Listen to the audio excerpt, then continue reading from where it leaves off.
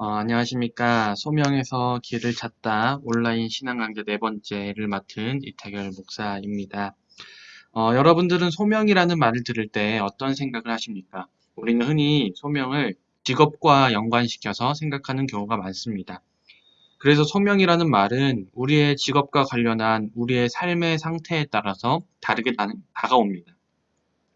먼저 앞으로의 직업을 준비하는 학생들과 청년들이라면 소명은 내가 어떤 직업을 가질지에 대한 의미로 다가옵니다.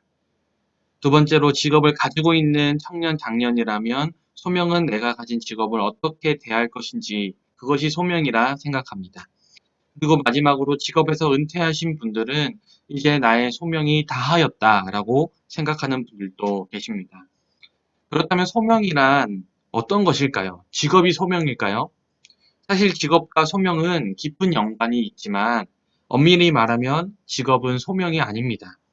직업은 단지 소명의 일부분일 뿐이며 소명은 직업보다도 훨씬 더 크고 넓은 의미를 가지고 있습니다. 소명은 우리의 직업의 유무와 상관없이 늘 우리에게 존재하는 것이며 그러니 직업에서 은퇴가 있지만 소명의 은퇴란 없습니다. 이번 강좌를 통하여서 우리 사랑하는 성도님들이 다시 한번 소명에 대해 생각해 보는 시간이 되시길 바랍니다.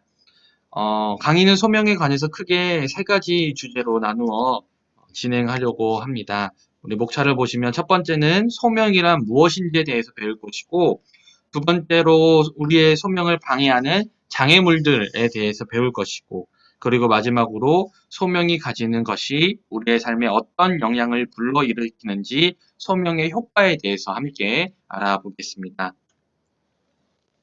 첫 번째로 소명이란 무엇인가 함께 볼 텐데 많은 사람들이 소명이란 하나님께서 나의 삶에 숨겨놓은 비밀과도 같다라고 생각합니다. 그래서 사람들은 내가 내 소명을 찾으려는 노력을 하죠. 하지만 그리스도인들에게 소명의 진정한 의미는 그러한 것들이 아닙니다. 첫 번째로 소명이란 오스기니스 목사님은 자신의 책 소명에서 소명을 이렇게 정의합니다. 하나님이 우리를 너무나 결정적으로 부르셨기에 그분의 부르심과 은혜에 응답하여 우리의 모든 존재, 우리의 모든 행위, 우리의 모든 소유가 헌신적이고 역동적으로 그분을 섬기는데 투자된다는 진리다라고 되어 있습니다. 말이 좀 어렵죠. 차근히 한마디씩 살펴보겠습니다. 하나님이 우리를 너무나 결정적으로 부르셨기에, 즉 소명의 부르심의 시작은 바로 하나님이 우리를 부르는 데서 시작한다는 것이죠. 그분의 부르심과 은혜에 응답하여, 그리고 우리는 그러한 하나님의 부르심에 응답하는 것이 소명입니다. 우리의 모든 존재, 우리의 모든 행위, 우리의 모든 소유가 헌신적으로, 역동적으로 그분을 섬기는데 투자된다는 진리. 하나님이 우리를 부르시고 우리는 그 부르심에 응답하여서 우리의 모든 것들이 하나님을 섬기는 데 투자된다는 것, 그것이 바로 소명이라고 오스기니스 목사님은 정의하였습니다. 그러므로 소명을 단 한마디로 요약하자면 바로 소명은 부르심입니다. 하나님의 은혜와 하나님의 부르심이 우리를 먼저 부르지 않는 한 우리가 주도하는 소명의 추구는 항상 부족한 것이 될 뿐입니다. 즉 우리의 소명은 하나님의 부르심을 깨달을 때에만 시작됩니다. 우리는 우리가 소명을 찾는 것이라 생각하지만 우리가 하나님의 부르심을 먼저 깨닫지 못하는 이상 우리가 아무리 소명을 찾아 헤매도 그러한 우리의 노력은 부족한 것이 됩니다. 그렇다면 소명은 왜 우리에게 중요한 것일까요? 바로 소명은 우리의 존재 가치를 의미하기 때문입니다. 우리가 무언가를 부른다는 것은 무언가에게 이름을 붙인다는 뜻입니다. 이름 없이 부를 수 있는 것은 아무것도 없기 때문입니다. 그리고 이름을 붙인다는 것은 우리가 어떤 것들을 만들거나 존재하게 한다라는 것을 뜻합니다. 즉 하나님이 우리를 부르셨다는 것, 그러한 소명은 곧 하나님께서 우리의 이름을 붙이셨고 우리의 존재를 인정하셨다라는 것을 뜻합니다. 그러니 소명은 우리의 존재의 이유이자 존재 가치를 의미하는 것이죠. 그리고 이러한 소명에는 1차적 소명과 2차적 소명이 존재합니다. 우리 먼저 1차적 소명을 볼 텐데요. 1차적 소명이란 주님을 향한 것입니다. 그러니까 1차적 소명이란 예수님의 제자가 된다는 것인데 그것은 곧 부름받은 자가 된다는 것이며 그리스도를 따르는 자가 된다라는 것을 뜻합니다. 그리스도를 따르는 자로서의 1차적인 소명은 그리스도에 의한, 그리스도를 향한, 그리고 그리스도를 위해 우리의 삶을 살아가는 것이죠. 두 번째로 2차적 소명이란 바로 세상을 향한 것입니다. 2차적 소명이란 모든 것을 다스리시는 주권적인 하나님을 기억하고 모든 사람이 모든 곳에서 모든 것을 전적으로 그분을 위해 하나님을 위해 생각하고 말하고 살고 행해야 한다는 것입니다. 즉 2차적인 소명은 1차적 소명을 바탕으로 우리가 세상 속에 보여주어야 될 사명을 뜻합니다. 그러나 이러한 1차적 소명과 2차적 소명 안에서 우리가 기억해야 될 한 가지 사실이 있습니다. 그것은 바로 우리의 소명은 늘 1차적인 소명이 우선이라는 것을 명심해야 합니다. 하지만 우리는 2차적 소명도 상실해서는 안 됩니다. 그렇다면 우리는 어떻게 하나님의 부르심에 순종하여서 우리의 소명을 실천할 수 있을까요? 바로 당신에게 맞는 일을 하는 것입니다. 보통 하나님은 우리의 재능에 부합하게 우리를 부르시는데 하나님이 우리에게 주신 재능의 목적은 그냥 우리가 잘 먹고 잘 살고 그냥 잘 지내기 위한 우리의 이기심을 채우기 위한 것이 아닙니다. 바로 하나님이 주신 것으로 하나님과 세상을 섬기며 살기 위한 청지기직을 위하여서 우리에게 잠시 맡기신 것이죠. 그러므로 하나님이 우리에게 주신 재능은 바로 타인을 위한 우리의 것입니다. 우리의 재능은 우리의 이기심, 우리의 욕구, 우리의 욕망을 채우기 위함이 아니라 섬김, 곧 완전한 자유를 위해 주어진 것입니다. 그러한 재능과 청지기직 간의 균형을 맞추기 위해 우리가 기억해야 될 4가지 사실이 있습니다. 첫 번째로 우리는 개인적인 소명과 공동체적인 소명을 구별해야 한다는 것이죠. 자신의 개인적인 소명을 앞세워서 교회의 공동체적인 소명을 거부하는 자는 자기 기만에 빠진 것입니다. 하나님은 결코 공동체를 거스르는 개인의 소명을 주지 않으십니다. 그러니 우리는 개인적인 소명과 공동체적인 소명을 구별해야 합니다.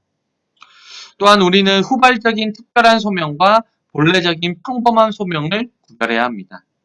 여기서 말하는 평범한 소명이란 나를 따르라는 하나님의 1차적인 부르심에 응답하여 신자가 지니게 되는 일생의 목적과 과업에 대한 인식을 뜻합니다. 즉 하나님의 뜻대로 살고자 하는 모든 신자들의 소명이 바로 평범한 소명이며 어떠한 특정한 재능, 하나님이 나에게 주신 특정한 재능에 따른 어떤 영역에 대한 소명이 바로 특별한 소명입니다. 그리고 우리에게 있어서 가장 중요한 것은 특별한 소명이 아니라 바로 평범한 소명입니다. 세 번째로 우리는 우리의 소명에서 중심적인 것과 주변적인 것을 구별해야 합니다. 소명은 아주 깊고도 풍성한 의미를 가지고 있습니다. 우리가 소명을 따르다 보면 자연스럽게 돈과 명예와 같은 것들이 따라오기도 합니다. 하지만 늘 우리의 중심, 우리의 소명의 중심은 하나님과 세상을 섬기는 일이며 그것에 따라오는 돈과 명예는 주변적인 것들이라는 사실을 우리가 잘 구별해야 합니다. 네 번째로 우리는 소명의 명료성과 신비성을 구별해야 합니다. 소명의 명료성이란 우리를 향한 하나님의 부르심이 명확하다라는 것을 뜻합니다. 그러나 우리의 구체적인 소명은 초자연적인 부분이 있어서 갑자기 찾아올 수도 있고 서서히 찾을 수도 있습니다. 그러니 하나님이 우리를 부르셨다는 확실한 믿음 안에서 조급해하지 않고 소명을 찾기 위해 하나님께 기도하며 인내하는 것이 필요합니다.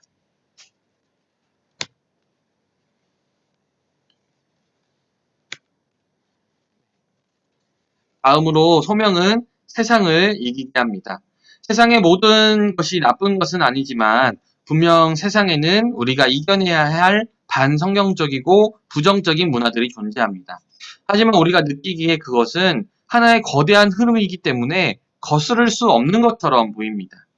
하지만 소명은 우리로 하여금 세상을 이길 힘을 우리에게 줍니다. 여러분들은 거대해진 현대세계 문명 도전 앞에 복음에 완전히 사로잡혀서 주님이 기대하신 대로 행동할 수 있는 채비를 갖추고 계십니까? 여러분, 세상은 갈수록 평등, 개인의 자유를 외치면서 교묘하게 성경에서 반성경적이라 말하는, 죄라고 말하는 문화들을 긍정하고 있습니다. 동성애, 자유로운 성관계, 전통적인 가족의 해체가 그렇습니다. 어떤 이들은 이제 이러한 것들이 하나의 흐름이기 때문에 거스를 수 없다라고 말합니다. 하지만 소명을 가진 자는 성경에 반하는 현대 문명을 이길 수 있는 힘을 가지고 있습니다. 우리의 소명은 내가 만들어낸 것이 아니고 세상이 부여한 것도 아니고 하나님으로부터 온 소명이기 때문입니다. 다음으로 소명은 하나님을 하나님 되게 합니다. 여러분들은 하나님을 하나님으로서 인정하고 계십니까? 그렇다면 어떤 방법으로 하나님을 인정하고 계십니까? 하나님의 부르심에 귀 기울이고 하나님을 신뢰하며 전적으로 순종하는 것이야말로 하나님의 위엄과 존귀를 인정하며 하나님을 진정한 하나님 되게 하는 것입니다. 그리스도를 따르는 우리가 현대 세계의 힘과 나의 유익보다도 하나님을 더 두려워할 때에만 소명을 따를 수 있으며 우리가 소명을 따를 때에야 우리의 신앙은 현대 세계에서 힘을 발휘할 수가 있습니다. 그리고 우리가 소명에 대해서 또 하나 기억해야 될 사실이 있습니다. 바로 소명은 유일한 청중 앞에 서는 것이라는 사실입니다. 여러분, 한국 사회는 유독 다른 사람들에게 관심이 많습니다. 그리고 우리도 다른 사람의 시선을 늘 의식하며 살아갑니다. 게다가 현대 사회에서는 카카오톡이나 페이스북이나 인스타그램과 같은 각종 소셜 미디어를 통하여서 사람들의 삶을 손쉽게 들여다볼 수 있으며 나의 삶도 쉽게 공개할 수 있게 되었습니다. 그러면서 우리는 더욱 다른 사람들의 시선과 평판을 의식하며 살게 되었습니다. 하지만 소명은 우리로 하여금 다른 사람들의 기대와 시선으로부터 자유롭게 합니다. 왜냐하면 우리의 소명은 오직 하나님 한 분만을 위한 부르심이기 때문입니다. 그러므로 소명이란 세상의 수많은 청중들, 예를 들자면 다른 이들의 평판, 부모님의 기대, 현대사회의 기준 등을 밀어내고 유일한 청중, 즉 하나님 앞에 서는 것입니다. 그리고 우리가 유일한 청중 앞에 서게 된다면 우리는 다른 모든 청중 앞에서는 입증할 것도 얻을 것도 그리고 잃을 것도 없습니다. 그러니 우리는 다른 사람을 의식하지 않고 살아갈 수 있게 되는 것이죠. 우리가 의식하고 우리가 주목해야 될 한 분은 오직 하나님 한 분밖에 없다는 사실을 우리는 늘 명심해야 합니다. 다음으로 소명은 불꽃 같은 인생을 살게 합니다. 불꽃이란 곧 열정을 의미하는 것이죠. 그러므로 소명은 우리에게 열정을 불러일으킵니다. 하나님께서 모세를 부르실 때 불은 붙었지만 타지 않은 떨기나무로 보여주셨습니다. 그것은 마치 모세를 향한 부르심, 하나님의 소명이 그의 인생에 불을 지필 것이지만 그 불이 모세를 집어삼키지는 않을 것이라고 예고하는 것과 같습니다. 하나님의 소명은 우리의 가장 깊은 성장을 위한 열정을 불러일으키는 비결입니다. 하나님의 소명이 왜 우리의 성장의 열정을 불러일으킬까요? 그 이유에는 두 가지가 있습니다. 첫 번째로 하나님의 소명은 우리가 온전한 인간으로서 자라도록 직접 도전하기 때문입니다. 하나님의 소명은 다른 어떤 소명으로도 도달할 수 없는 깊은 차원에서 우리 안에 공명하게 되고 다른 어떤 소명도 측량할 수 없는 높은 경지로 우리를 끌어올립니다. 두 번째로 하나님의 소명이 성장에 중요한 이유는 바로 하나님의 소명에는 모방이 담겨 있기 때문입니다. 모방이 담겨 있다니 이게 무슨 말이냐고요? 바로 그 모방이란 다른 사람들이 아니라 세상 것들이 아니라 예수 그리스도를 닮아가고자 하는 모습입니다. 우리는 예수 그리스도를 모방하며 살아가야 됩니다. 그분의 삶을 담기 위해 살아가야 합니다. 우리가 예수 그리스도를 본으로 삼아 닮아가는 한 우리는 끊임없이 성장할 수 있습니다. 다음으로 소명은 책임지는 삶을 살게 합니다. 앞서 저는 소명이 세상 다른 사람이 아니라 하나님만이 유일한 청중이심을 믿는 것이라 말하였습니다. 그러니 소명을 가진 자는 남이 보고 있을 때뿐만 아니라 남들이 보지 않을 때에도 늘 책임지는 삶을 살아갑니다. 여러분, 누가 보고 있을 때, 그리고 누가 감시하고 있을 때 책임지는 삶을 사는 것은 누구나 할 수 있는 일입니다. 그러나 아무도 보는 사람이 없을 때 우리가 행하는 것이 진정한 책임성에 대한 시험입니다. 그러니 우리는 아무도 보지 않을 때, 아무도 감시하는 사람이 없을 때 우리는 책임지는 삶을 살아내어야 합니다. 그리고 자신의 전 생애를 하나님의 질문과 소명에 대한 대답으로 살고자 애쓰는 책임감 있는 사람이 바로 소명 안에 견고히 서 있는 사람입니다. 다음으로 넘어가서 11번째, 소명은 공동체적입니다. 예수님의 소명에는요, 개인적인 차원이 있지만 순전히 개인적인 것만은 아닙니다. 예수님은 제자들을 부르실 때 개별적인 소명뿐만 아니라 공동체적인 소명도 부여하셨습니다. 그래서 우리를 신자들의 공동체, 즉 교회로 부르신 것이죠. 하지만 안타깝게도 현대는 공동체의 위기를 겪고 있습니다. 모든 현대인들은 전통적인 사람들에 비해 공동체 의식이 크게 약화된 채 살아가고 있습니다. 여러분, 이 시대의 문화는요, 갈수록 혼자 무엇인가 하는 것을 멋진 것으로, 그리고 점점 당연한 것으로 포장하고 있습니다. 혼밥, 혼술, 혼코노 등, 그리고 이제는 여행도 혼자 여행을 가는 사람들이 많아졌습니다. 혼밥, 혼자 밥 먹는 거, 혼술, 혼자 술 먹는 거, 혼코노, 혼자 코인 노래방 가는 거. 이제는 뭐든지 혼자 하는 것이 멋진 거야. 혼자 하는 것이 당연한 거야. 라는 인식을 부여하고 있습니다. 또한 미디어는 더욱 공동체 의식을 약화시키는데, 왜냐하면 대부분의 미디어는 혼자서도 충분한 재미를 느낄 수 있기 때문입니다. 이제는 친구들을 만나지 않아도, 이제는 사람들을 만나지 않아도 혼자서 얼마든지 미디어를 통해서 시간을 보낼 수가 있습니다. 그래서 과거 군대에서 핸드폰을 두지 않았을 때 병사들은 함께 무언가 하거나 축구를 하거나 운동을 하거나 아니면 서로 대화를 많이 했습니다. 그러나 이제 군대에서도 핸드폰을 나눠주기 때문에 쉬는 시간에 대부분의 병사들이 대화는 하지 않은 채 핸드폰만 보고 있는 것이죠. 이처럼 미디어의 발달은 우리에게 새로운 즐거움을 주었지만 공동체를 점점 파괴하고 있습니다. 코로나 시대가 지나가면서 일의 문화도 바뀌었습니다.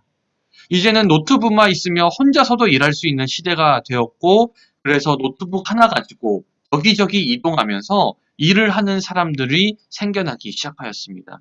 그리고 그러한 사람들을 디지털 유목민, 즉 디지털 노마드라고 부르기 시작하였습니다. 그러니 현대에는 공동체 의식이 크게 약화되었습니다. 또한 현대에는 모든 기관, 특히 거대한 기관에 대한 편견을 가지고 거부 반응을 보이기가 쉽습니다. 갈수록 개인화되는 시대 속에서 현대인들은 거대한 집단에 대한 편견과 거부 반응을 보이기가 쉽습니다. 그들은 그 거대한 집단들이 개인을 억압하고 소수를 억압한다는 편견이 있기 때문입니다. 하지만 소명에 있어서 공동체는 매우 중요합니다. 우리의 개인적인 소명의식이 아무리 강하다 할지라도 공동체적 소명에 대한 의식은 매우 희미한 경우가 많습니다. 내가 내 소명이라고 생각하는 것들을 하기 위해서 공동체의 질서를 파괴하는 경우들이 종종 있습니다. 그러나 예수님의 부르심은 이 현대적인 추세와는 정면으로 충돌하고 있습니다. 삼위일체 하나님은 그 존재 자체가 공동체이시며 하나님은 우리와 공동체를 이루기 위해 우리를 창조하셨습니다. 그리고 인간을 창조하실 때 남자와 여자로 창조하시며 공동체를 이루게 하셨습니다. 그러니 하나님의 부르심은 불가피하게 공동체적 부르심입니다. 그러니 우리는 다시 공동체의 소명의식을 세워나가야 하죠. 그리고 그러한 공동체적 소명의식을 정립하기 위한 세 가지 도전이 있습니다. 첫 번째로 우리의 공동체적 소명에 헌신한다는 것은 현대의 무관심한 개인주의 성향에 단호히 저항해야 한다는 것을 뜻합니다. 여러분, 우리는 공동체를 회복해야 합니다. 코로나로 인해서 혼자서 온라인 예배를 드리는 문화가 시작되었지만 그것은 사실 불가피한 경우에 모여서 예배할 수 없는, 실제로 예배당에 갈 수 없는 그러한 불가피한 경우를 위한 수단일 뿐입니다. 함께 나와 예배하고 공동체 생활을 할 수 있다면 개인주의를 탈피하고 우리는 공동체로 나아와야 합니다. 두 번째로 우리의 공동체적 소명에 대한 헌신은 모든 개인적인 소명을 추구할 때 그리스도의 교회의 목적과 유익을 존중해야 한다라는 것을 뜻합니다. 나를 향한 하나님의 소명은 절대로 교회의 소명과 교회의 목적과 교회의 유익에 반하지 않습니다. 만일 그렇다면 우리는 잘못된 방향으로 가고 있는 것입니다. 그러니 우리의 소명이 교회의 목적과 유익에 반하지 않는지 우리는 늘 점검해 보아야 합니다. 세 번째로 우리가 공동체 소명에 헌신한다는 것은 개혁은 지속되어야 하며 심지어 개혁을 개혁하는 것도 필요함을 기억하는 것입니다. 우리가 공동체를 사랑한다면 공동체가 더 나은 방향으로 나아가기 위해서 우리는 늘 고민하고 늘 바라보아야 합니다. 기독교도 개혁의 역사 아래 뿌리를 내리고 있습니다. 로마 교회가 잘못된 방향으로 가고 있을 때 과감하게 개혁을 결단한 종교 개혁가들을 통하여서 말씀 중심으로 하나님께 온전히 나아가는 신앙이 세워지게 되었습니다. 그래서 종교 개혁자였던 베자는 개혁된 교회는 날마다 개혁되어야 한다라고 말하였습니다. 여러분들이 속한 가정, 교회, 직장, 모든 공동체 속에서 우리는 안주하지 말고 우리는 개혁해야 될 점들이 없는지 생각해 보아야 합니다. 다음으로 소명은 도를 따르는 것입니다. 도란, 즉 길을 의미하는 것이죠. 그러므로 소명이 그리스도인들에게 끊임없이 상기시켜주는 것은 그리스도인들은 이미 도달한 자, 이미 완성된 자가 아니라 이 생애 동안 그리스도의 추종자요, 그리스도의 도를 따르는 자로서 길 위에 서 있는 사람이라는 것입니다. 그러므로 그리스도인들에게 있어서 우리의 인생은 여정 혹은 여행입니다. 여러분, 여행의 끝은요, 우리가 출발했던 집으로 돌아오는 데서 완성이 됩니다.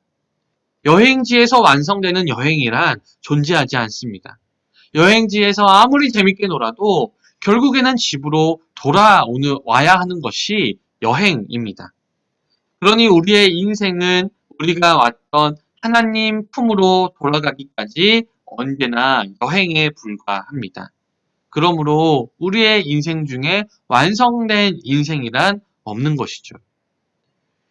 그리스도께서 자신을 부른 제자들을 집으로 영접하시기 전까지는 우리는 가망이 없어 보일 정도로 아주 초라한 미완성의 존재일 뿐입니다. 우리는 길 위에 있고 그 도를 따르는 사람들입니다. 우리가 길 위에 있는 사람이라는 그 인식은 우리를 겸손하게 만들고 끊임없이 우리를 발전하게 만듭니다. 그러니 우리는 길 위에 서 있는 사람이다. 우리는 완성된 인생이 아니다. 우리는 여전히 길을 가고 있는 사람이다. 라는 사실을 꼭 반드시 기억해야 합니다. 우리 다음으로 이제 두 번째 주제로 넘어가 볼 텐데요. 바로 지금까지는 소명이 무엇인지에 대해서 함께 이야기를 나눴다면 이제부터는 소명을 방해하는 장애물들에 대해서 함께 이야기를 나눠보겠습니다. 그 첫 번째 장애물은 바로 자만심 혹은 교만입니다. 여러분, 소명과 교만, 자만심은 서로 매우 가깝습니다. 왜냐하면 하나님께서는 특별한 방법을 통해 여러분들을 부르시기도 하고 또한 특별한 재능을 주셔서 여러분들을 부르시기도 하기 때문입니다. 그래서 어떤 사람들은 이렇게 생각해요. 나는 선택받은 사람이야. 나는 특별한 재능이 있는 사람이야. 나는 정말 특별한 사람이야. 이런 생각을 하게 되는 것이죠.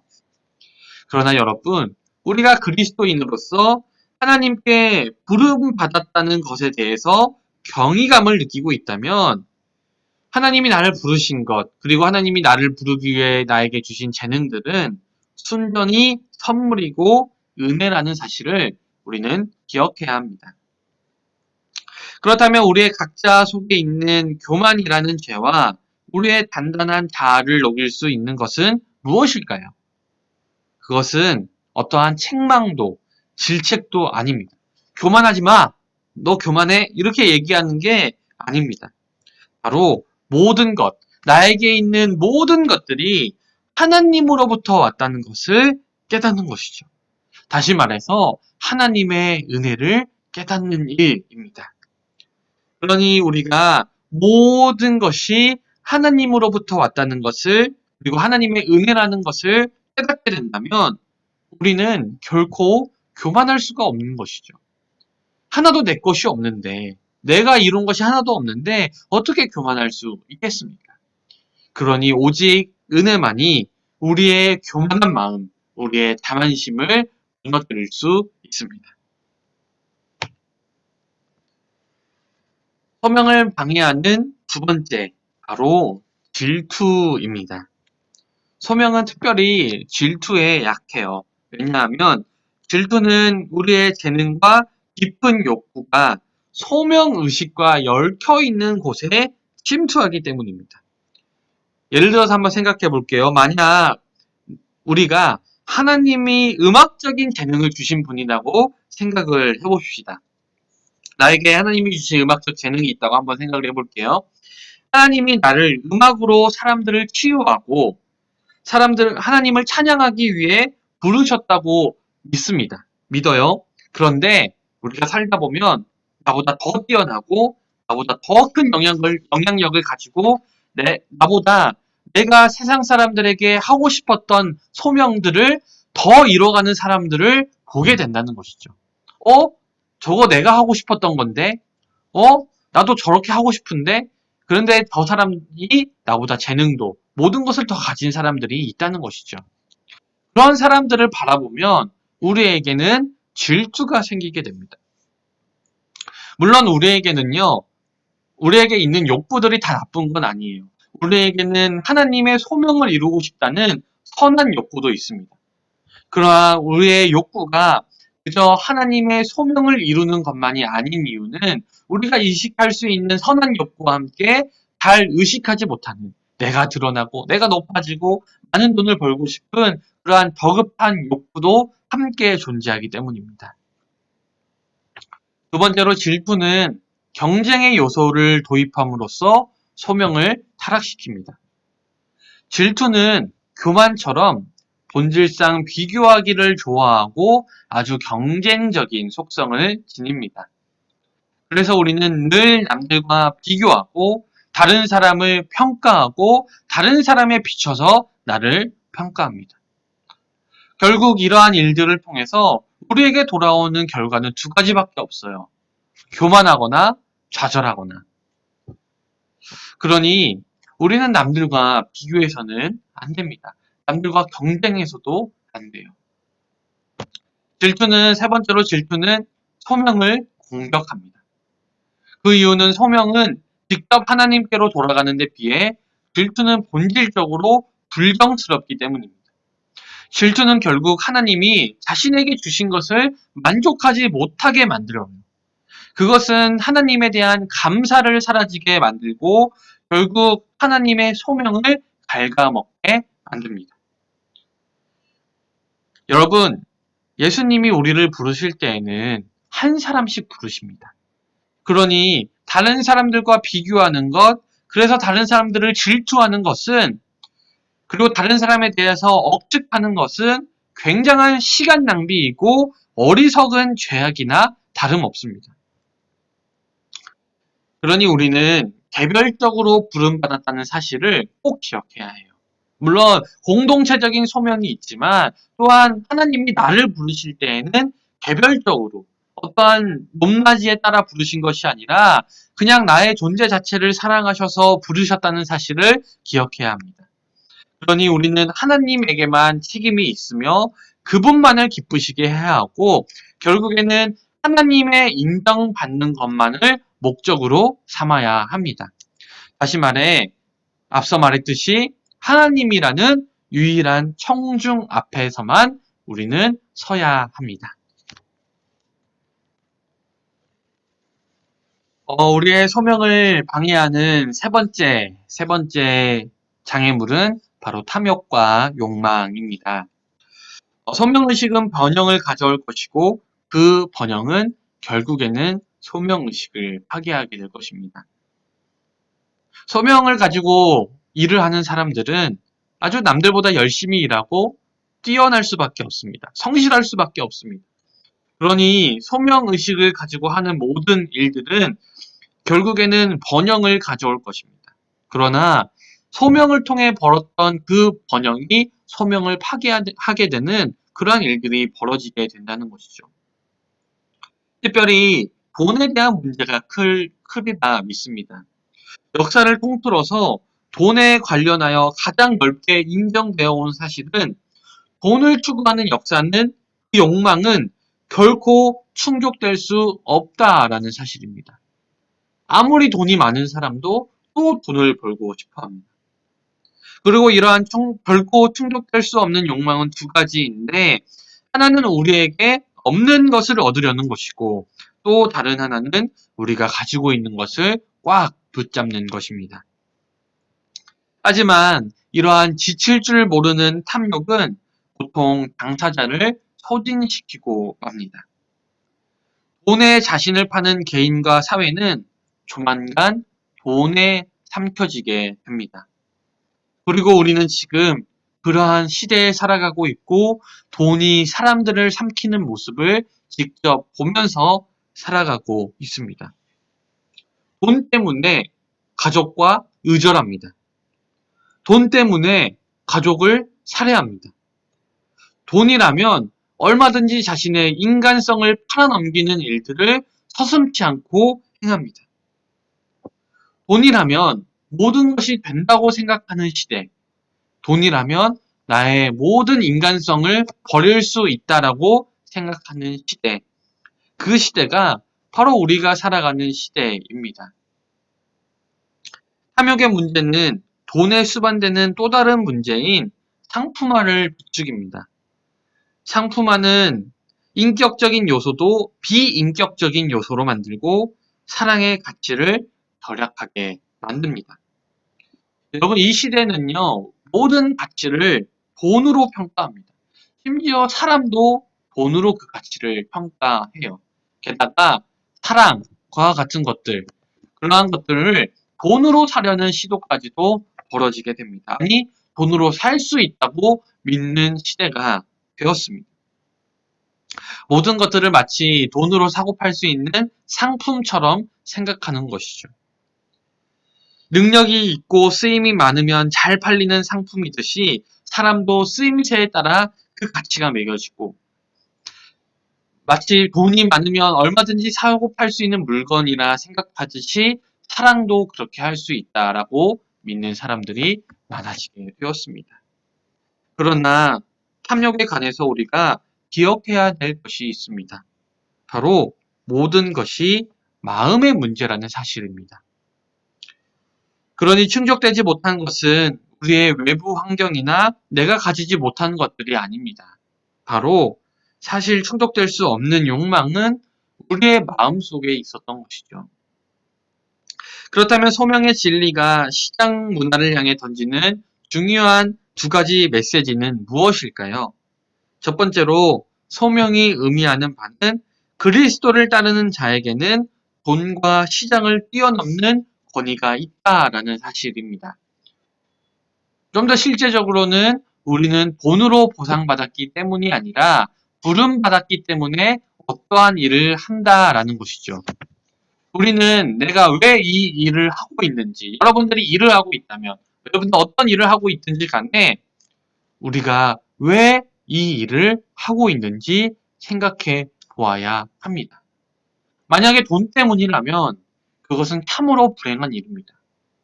우리는 먼저 하나님이 나를 왜 이 자리에 부르셨는지 고민하고 그 부르심에 따라 일할 때 일터에서도 기쁨으로 일할 수 있습니다.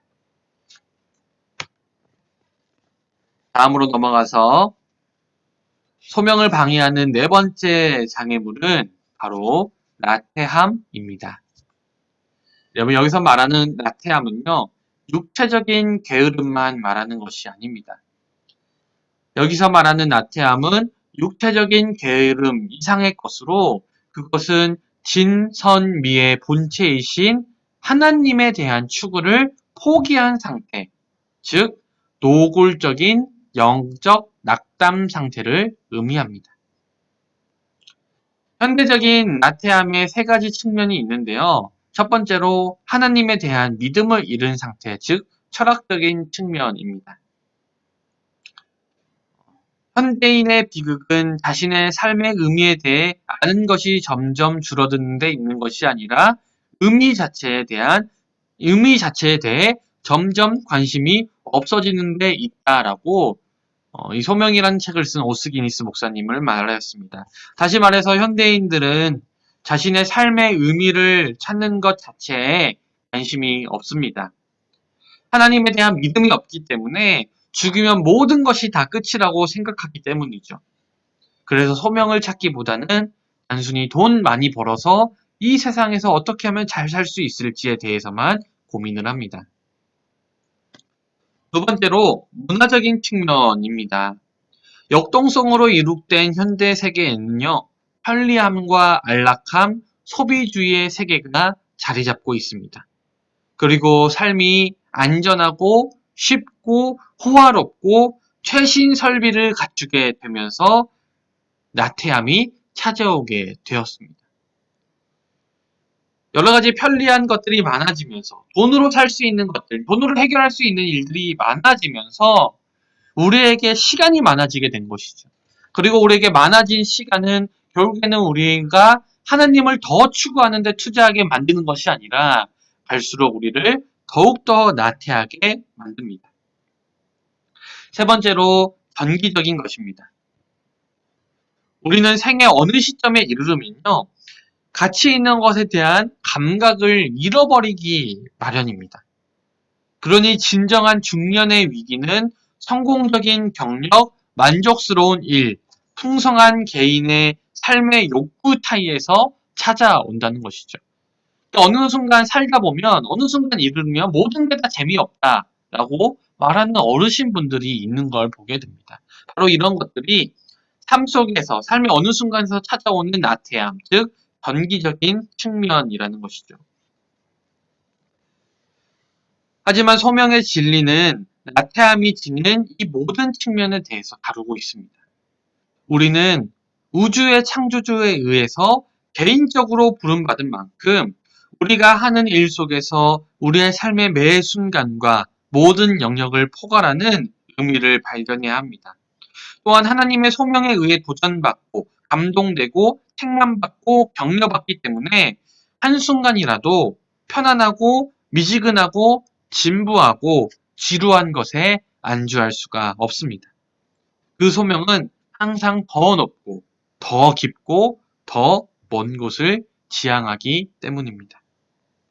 여러분, 그러므로 소명은요, 하품하면서는 응답할 수 없는 그런 부르심입니다.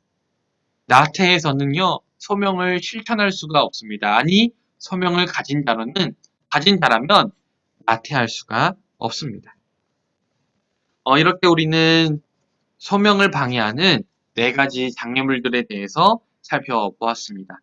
우리 이제 마지막으로 소명의 효과, 소명이 우리에게 어떤 효과를 불러일으키는지에 대해서 함께 살펴보겠습니다. 첫 번째로 소명은 평범한 일에 광채를 부여합니다. 소명은 다시 한번 우리에게 진정한 청중을 상기시킴으로써 사물을 변혁시킵니다. 우리 자신이나 다른 사람들을 위해서 하는 단조로운 일은 항상 단조로운 일로 남아 있습니다.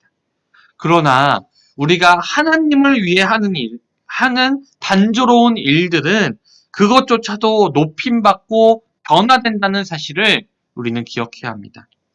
그래서 허든슨 테일러 목사님은 이런 이야기를 했어요. 작은 일은 작은 일이다. 하지만 작은 일에 신실한 것은 큰 일이다. 그러니 우리는 작은 일이라 할지라도 그것이 소명임을 깨달을 때 큰 일로 변화될 줄 믿습니다. 두 번째로 소명은 하나님 아래에서 우리의 시선을 있는 그대로의 죄송합니다. 다시 말할게요. 소명은 하나님 아래에서 우리의 시선을 있는 그대로의 사물에 집중시킴으로써 그것을 변혁시킵니다. 그러므로 소명을 가지지 못한 사람들이 발견하지 못하는 가치들을 소명을 가진 사람들은 발견할 수가 있습니다. 세 번째로 소명은 단조로운 일이 제자도의 대가 중 일부임을 상기시킴으로써 우리의 사물을 변화시킵니다. 우리는 소명을 따르게 되면 늘 삶이 역동적일 거라는 생각을 하게 됩니다. 하지만 오히려 소명을 따를 때 단조로운 일들을 각오해야 하는 경우가 더욱 많습니다. 하지만 오스왈드 챔버스는 이렇게 말했습니다. 단조로운 일이야말로 성품을 평가하는 시금석이다. 주님은 우리에게 일상적인 일, 보이지 않는 일, 보상이 없는 일 가운데 그분께 순종하기를 요구하십니다. 그러므로 우리는 평범한 일에서 특별해야 되고 더러운 거리, 비천한 사람들 중에서 거룩하게 되어야 합니다. 다음으로 소명은 감사를 불러옵니다. 현대세계는 특징상 아무것도 빚지지 않았다. 다시 말해서 내가 모든 것을 이루었다 라고 말합니다. 그러나 기독교의 복음은 그 특징상 우리는 모든 것을 빚진 사람이다 라고 대답합니다. 소명은 그리스도를 따르는 자들에게 인생의 그 어떤 것도 당연시해서는 안 되며 삶의 모든 것을 감사함으로 받아야 한다는 사실을 상기시켜 줍니다. 현대세계는 의존의식을 자율의식으로 바꾸었습니다. 그리고 빚진 의식을 권리의식과 자격의식으로 바꾸었습니다. 모든 것들이 내 자유대로, 내가 원하는 대로 다 할 수 있고 나는 아무것도 빚진 것이 없으니 나는 내 권리와 내 자격을 내세울 수 있다라고 현대사회는 이야기합니다. 이로 인해서 감사할 줄 모르는 태도가 아주 깊이 자리 잡고 있는 것이죠. 여러분, 이 시대에 감사하는 모습을 참으로 찾아보기가 어렵습니다. 바로 이러한 자율의식, 권리의식, 자격의식만이 넘쳐나는 시대에 우리가 살아가고 있기 때문이죠. 그러나 그리스도인들은 늘 감사합니다. 여러분, 우리가 왜 감사합니까? 내가 다른 사람들보다 많이 받아서 내가 다른 사람들보다 좀 더 나은 삶을 살아서 그렇게 다른 사람과 비교해서 내가 감사하는 것이 아닙니다. 우리가 감사해야 하는 이유, 심지어 나의 삶이 어려울지라도 힘들지라도 하나님께 감사해야 하는 이유는 우리의 삶에서 모든 좋은 것들, 그 모든 것들은 단 하나의 예외도 없이 하나님의 은혜로 받았기 때문입니다. 여러분, 무엇보다도 귀중한 것이 뭐냐면, 바로 구원이죠. 우리의 구원. 여러분, 그리스도께서 우리를 선택하시고, 우리를 구원하신 이유는요, 저와 여러분들이 선택받을 만한 가치가 있어서 우리를 선택하신 것이 아닙니다. 단지 그분의 은혜 가운데 우리를 사랑하시기 때문에 우리를 선택하신 것이죠. 소명과 감사, 선택받음과 경이로움 사이의 연계성은 실제로 우리 삶의 두 가지 영역에 영향을 미칩니다. 그것은 우리가 너무나 많은 은혜를 받았으므로 우리도 타인에게 은혜를 베푸는 자가 되어야 마땅하다라는 사실을 상기시켜 줍니다. 두 번째로 소명과 은혜의 연계성은 감사야말로 하나님에 대한 우리의 우선적이고도 지속적인 반응이어야 함을 상기시켜 줍니다. 세 번째로 소명을 위해 여러분 우리는요 바보처럼 되어야 합니다. 바보처럼. 소명은 대가를 수반합니다. 그 소명에 대한 대가 중 가장 큰 것은 바로 자아를 버리고 자신을 고난받고 배척당한 예수님과 동일시하는 것입니다. 바보처럼 되는 것이 왜 소명에 필수적일까요? 그것이 예수님과 같아지는 데 따르는 대가를 지불하는 길이기 때문입니다. 그것은 자아를 부정하고 그분을 쫓아 예수님을 쫓아 십자가를 지며 예수님의 소명에 순종하는 대가입니다. 두 번째로 그로 인해 우리가 세상의 본질의 정반대인 존재, 즉 세상 앞에서 반문화적인 존재로 분명히 설 수 있기 때문입니다. 여러분, 우리는 세상의 흐름에 거스를 수 없다라고 생각하지만 아닙니다. 우리는 거스를 수 있어요. 다만 그것을 위해 우리는 세상으로부터 바보와 같다라는 평가를 감당할 각오가 되어 있어야 합니다. 세 번째로 우리가 바보처럼 되는 것이 소명의 필수적인 이유는 죄송합니다.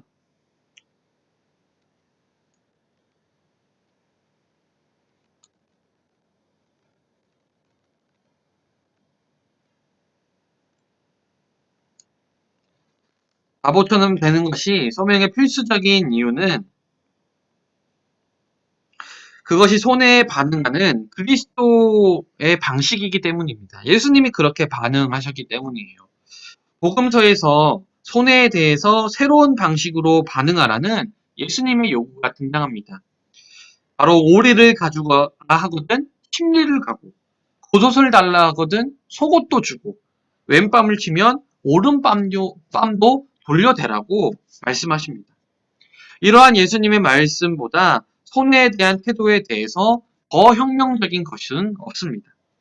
그리고 예수님은 실제로 그러한 삶을 사셨습니다. 그러니 우리도 예수님처럼 그렇게 살아가야 하는 것이죠. 마지막 네 번째입니다. 소명은요, 우리로 하여금 유종의 미를 거두게 합니다. 소명은 인생에서 유종의 미를 거두는 특전과 그 도전의 중심적인 것입니다. 인생 말년에 맞이하는 세 가지 큰 도전에 대한 소명의 대처를 함께 살펴볼 텐데요. 첫 번째로 소명은 우리가 마지막 순간에 도달할 때까지의 목적의식을 가지고 계속 성장하고 성숙하는 가운데 인생 여정을 걸어가도록 박차를 가합니다. 그리스도를 따르는 자인 우리는 여행자입니다. 앞서 저는 우리의 소명을 따르는 자는 도를 따르는 자라고 얘기했는데, 마찬가지예요. 그리스도를 따르는 자는 우리 여행자입니다. 그리고 비록 그 길은 이미 찾았어요. 우리가 가야 될 길이 뭔지 찾았습니다. 그러나 목적지에는 아직 도달하지 못했습니다. 왜냐하면 앞서 말했던 우리의 목적지는 바로 하느님 나라이기 때문이죠. 두 번째로 소명이 우리로 유종의 미를 거두게 돕는 이유는 직업의 종결과 소명의 종결을 혼동하지 않도록 해주기 때문입니다. 우리의 소명의식이 우리가 많은 최상의 그리고 최고의 과업보다 더 깊고 더 넓고 더 높고 더 길어야 한다는 점을 분명히 해야 합니다. 소명은요, 우리의 직업 경력에 선행되어야 될 뿐만 아니라 경력보다 더 오래 지속되어야 합니다. 직업이 끝을 맞이할 때에도 소명은 결코 끝나지 않습니다. 우리가 직업에서 은퇴할 수는 있어도 소명에서는 은퇴할 수가 없습니다. 가장 중요한 사실은 죽음이라는 최후의 부르심이 세속적인 관점에서는 종결을 의미하지만 영적인 관점에서는 인생의 절정이라는 것입니다. 왜냐하면 죽음이라는 그 순간이 바로 우리의 소명을 완성하는, 하나님 나라에 들어가서 우리의 소명을 완성하는 순간이기 때문입니다. 그러니 그 완성의 순간이 죽음이기에 우리에게, 그리스도인들에게 죽음은 인생의 절정이라는 것이죠.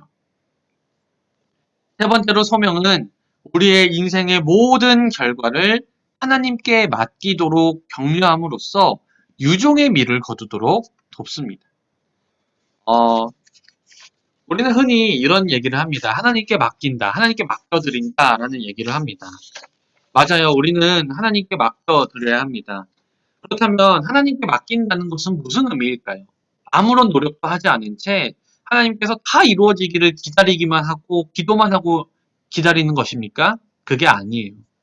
하나님이 나에게 주신 재능, 하나님이 나에게 주신 것들을 통해서 우리는 하나님의 일을 하기 위해 최선을 다해 노력을 해야 합니다.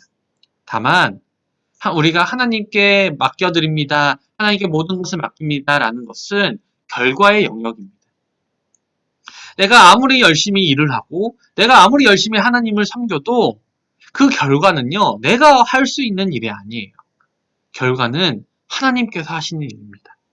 그리고 우리는 그 결과를 하나님께 맡겨드리는 것이죠. 그러므로 우리가 모든 결과를 하나님께 맡겨드리게 된다면 때로는 내가 기대하는 만큼 결과가 나오지 않아도 내가 생각하는 것보다 못한 결과가 나와도 우리는 감사하며 유종의 미를 거둘 수 있습니다. 이제 강의를 모두 마쳤는데요. 마지막으로 이 한마디만 하고 모든 강의를 마무리하겠습니다. 여러분, 기억하십시오. 소명이 있는 삶이란 방황하는 삶이 아니라 결국에는 여행자의 삶이라는 사실을 말합니다. 그리고 소명에는 결코 은폐가 없습니다. 사랑하는 여러분, 여러분들 모두가 끝까지 주님의 부르심에 응답하고 그 부르심에 따라 살아감으로 유종의 미를 거두는 저와 여러분 되시기를 간절히 소망합니다. 감사합니다. 지금까지 소명에서 길을 찾다 강의를 맡은 이타결 목사였습니다. 우리 다음에 또 만나겠습니다. 감사합니다.